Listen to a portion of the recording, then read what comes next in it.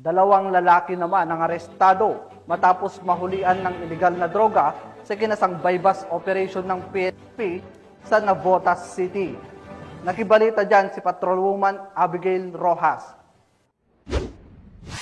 Arestado sa walang humpay na paglaban sa ilegal na droga ng Northern Police District ang dalawang lalaking suspect sa kahabaan ng C4 Road, Barangay BBN, Navotas City.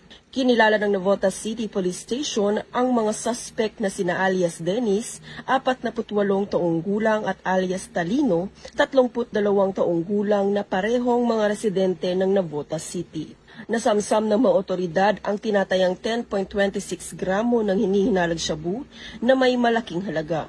Nasa kustodya na ngayon ng pulisya ang mga naarestong individual at sasampahan ng kasong paglabag sa RA 9165 o mas kilala bilang Comprehensive Dangerous Drugs Act of 2002. Mula dito sa Navotas City, ako po ang inyong PNN correspondent Patrolwoman Abigail Rojas, alagad ng batas, tagataguyod ng Balitang Pulis.